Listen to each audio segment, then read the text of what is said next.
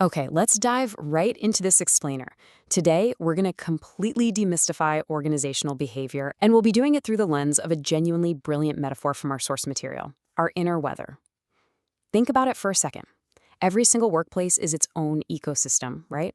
Sometimes it's sunny, it's collaborative, everything's clicking, and other times, well, you can literally feel a storm brewing the moment you walk into the room. So today we are going to unpack exactly why that happens and, more importantly, how we can navigate it. This quote right here perfectly captures the absolute essence of managing human dynamics. OB is like weather. You can't control it, but you can prepare for it. You just can't strictly control the people you work with. I mean, they aren't machines you can just program. But you absolutely can learn to read the emotional barometers in the room. Just like you check the forecast before a long road trip, understanding the weather inside people lets you prepare, adapt, and lead effectively without, getting caught in the rain.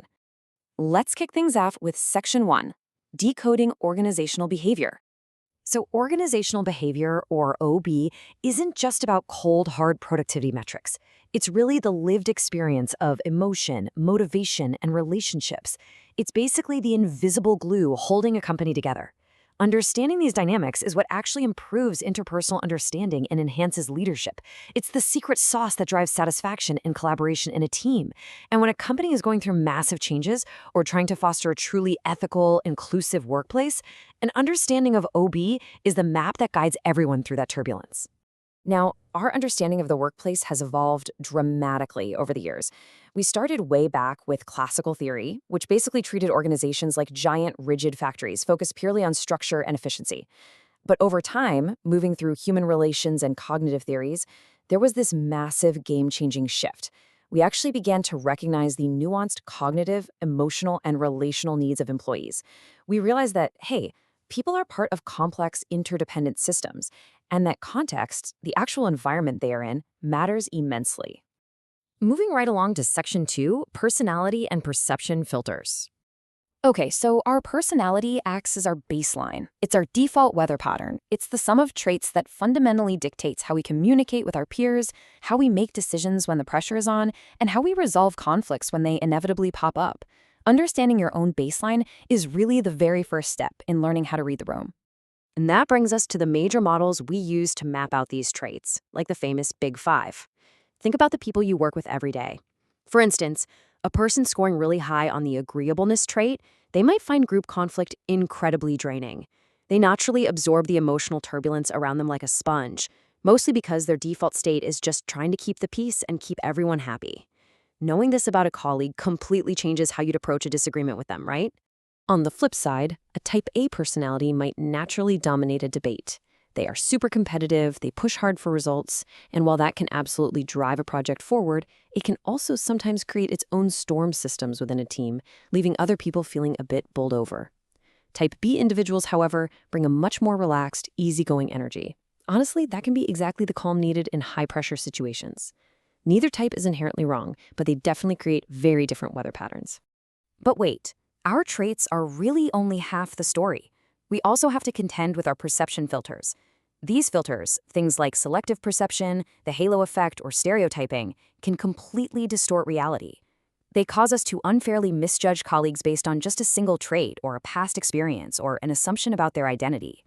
A manager who isn't aware of these cognitive biases, they're basically managing blindfolded, likely making really unfair decisions based on a totally distorted view of the people around them.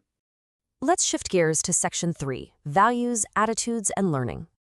Everything we do is driven by deep beliefs called values.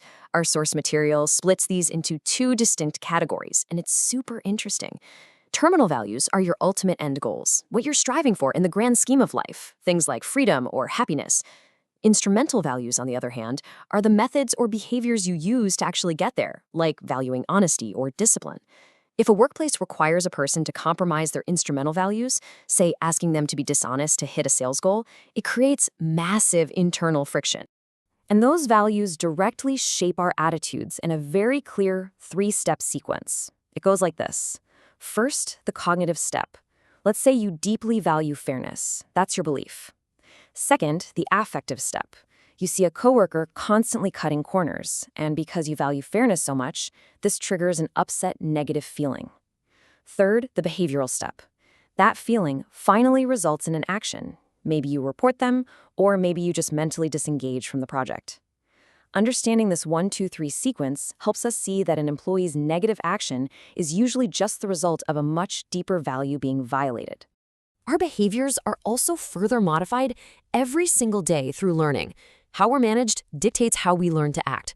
Through things like operant conditioning, we know for a fact that positive reinforcement encourages good habits and adaptability. But crucially, and this is a big one, relying on fear-based punishment rarely improves performance.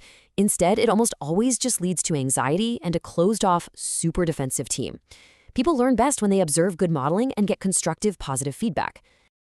All right, let's dive into Section 4, Unlocking Human Motivation. When we look at the absolute heavyweight theories of motivation, from Maslow's famous pyramid of needs to Vroom's expectancy theory, a really vital pattern emerges. People crave very different things. One employee might be entirely motivated by the need for stability and safety, while the person sitting right next to them is literally starving for innovation, challenge, and self-actualization.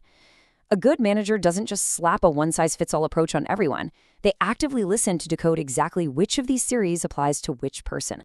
Ultimately, all those complex theories funnel down into two distinct buckets of motivation. On one side, we've got extrinsic motivation. Those are the external rewards like salary, public recognition, and shiny new job titles.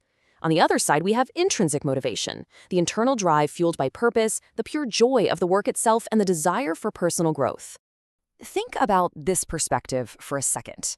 My internship gave me a stipend, but what kept me going was the impact. Extrinsic rewards like a stipend or a salary, they provide the necessary baseline of stability, sure, but they are rarely enough to sustain long-term passion. True resilience, extra effort, and deep satisfaction are almost always unlocked by meaningful, intrinsic impact. If you want to motivate a team through a difficult storm, you absolutely have to connect them to the purpose of the work, not just the paycheck. Which brings us to our final part, Section 5, the weather-ready manager. Good managers carry umbrellas, not to avoid the rain, but to walk with others through it. I absolutely love that. Effective management, and effective teamwork for that matter, begins with deep, honest self-awareness. You have to understand your own inner weather, your biases, your values, your specific personality traits, before you can possibly hope to guide your team through their own storms. You aren't there to magically make the rain stop. You are there to provide cover, support, and direction while the storm passes. I want to leave you with these vital reflection questions. Take a moment to really ponder your own inner climate. What truly drains your energy? How are your perception biases coloring your view of your colleagues? Because mastering these internal dynamics isn't just some academic exercise.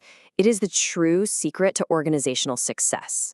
If you understand the weather inside yourself, are you using it to provide cover for your team, or are you accidentally bringing a thunderstorm to a sunny day?